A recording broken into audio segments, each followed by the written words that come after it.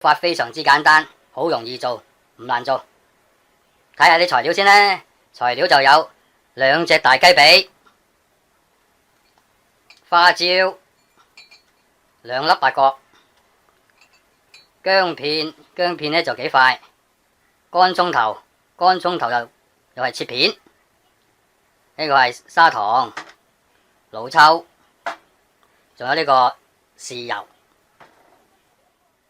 而家我哋就開始整呢個豉油黃雞髀啦。開個大火，倒少少油，跟住倒啲薑片同埋乾葱頭片落去，炒香佢。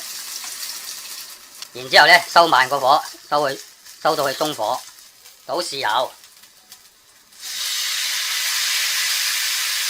好啦，夠啦，收晒個火先。跟住就加啲老抽落去。老抽呢，我嚟整色整水嘅啫。加呢個砂糖，加大概2湯羹糖到啦，因為呢豉油同埋老抽都幾鹹下嘅。好啦，而家再開翻大個火，兜下佢先。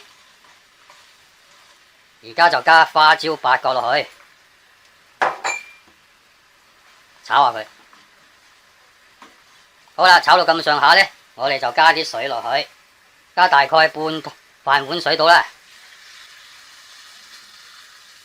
好啦，水滾之後呢，我哋就加2隻雞髀落去，再收細個火先啦。而家就將啲豉油汁淋上雞髀上面，再開翻個大火先。好啦，而家滾起嚟啦，就冚蓋，收佢細火，煮佢15分鐘。然之後呢，就再反轉個雞髀，煮佢另外一面，又煮佢15分鐘。陣間再睇下佢，雞髀煮咗15分鐘啦。好，打開個蓋睇下先。跟住呢，就將2隻雞髀呢，就反翻另外一面，煮佢15分鐘。加翻少少水落去，開翻個大火，煮翻滾啲水。水滾啦，冚蓋。校翻個細火，再煮佢15分鐘。15分鐘後再睇睇佢。好啦，而家雞髀又煮咗15分鐘啦，總共就煮咗30分鐘。而家打開個蓋睇下先，2隻雞髀應該係熟晒噶啦。而家反轉2隻雞髀嚟睇下個成果先啊！哇，好靚好靚啊，上晒顏色啊！冇得頂啊！好，呢個豉油黃雞髀煮好噶啦，先夾起2隻雞髀先，收咗汁之後呢，就可以將啲汁淋上去雞髀面上面就可以食得噶啦。好啦，而家啲汁收乾咗啦，熄火。而家呢，就將啲豉油汁淋上雞髀上面，簡單易做嘅豉油黃雞髀做好啦。好，開餐。Hello 各位，我而家整豉油黃炒麵。豉油黃炒麵呢係大家經常食嘅早餐嚟嘅。通常一去到粥麵檔就會叫唔該一個豉油黃炒麵，一個皮蛋瘦肉粥，就係咁樣叫噶啦。呢個豉油黃炒麵真係好大受歡迎嘅，人人都中意食嘅。好啦，我哋而家睇下啲材料先啦。材料係非常之簡單嘅，材料係有2個麵餅。呢啲麵餅呢專嚟用嚟炒麵嘅，2個麵餅呢就夠2-3個人食噶啦。好啦，跟住就呢個係韭菜啦，韭菜就洗乾淨佢，切到咁長度咁就得噶啦。呢個就係大豆芽菜，大豆芽菜呢就搣咗個頭，搣咗個豆。好啦，到呢個芥花籽油啦，生抽、老抽，老抽呢愛嚟整色整水嘅啫。呢個係砂糖，呢個係白芝麻，白芝麻呢要揾個鑊，燒熱個鑊嚟炒香啲白芝麻嘅。食麵嗰時呢就揼上面嚟食嘅。跟住就係呢個五香粉啦，最後就係呢個芝麻油。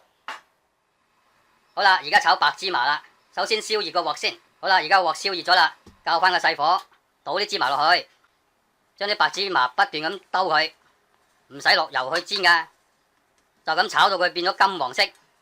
要小心啲啊，隨時會燶噶。炒白芝麻呢一定要用慢火嚟炒嘅，如果唔係呢就好容易燶噶啦。好啦，而家白芝麻得啦，變咗金黃色啦，可以起鑊備用。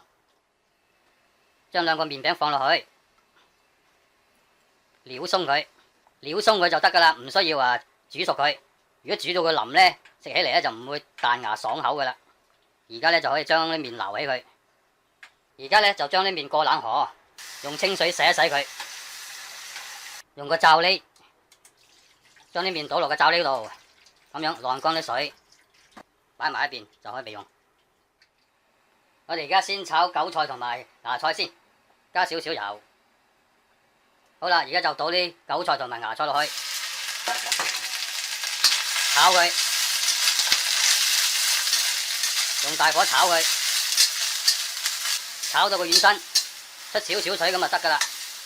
好啦，得啦，芽菜同埋呢個韭菜都軟咗身啦，出咗少少水啦，可以兜起佢備用。跟住呢就炒嗰兩個麵餅，要加多少少油嘅，因為多啲油呢，炒起個麵起嚟呢就好食好多嘅。我哋就將個鑊啷勻啲油，啷勻個鑊。好啦，啲油滾啦，將個火收晒佢，跟住呢就倒啲麵落去啦。用筷子撩下佢，因為我呢個唔係二結鑊啊，所以呢就好容易黐底嘅。用個鑊鏟炒下底，一定要炒底喎，如果唔係呢，炒爛啲麵呢就唔好睇噶，炒到碎濕濕就唔好睇噶啦。好啦，收晒個火先，而家就加豉油。加豉油呢，大約加2湯匙豉油度，加糖呢，大概加1茶匙糖度，跟住呢就加五香粉，加啲五香粉落去呢，等佢香味好多。好啦，再撩下佢，撩鬆佢先。好啦，跟住就加老抽啦，老抽呢，就愛嚟上色嘅，加大約1湯匙度呢。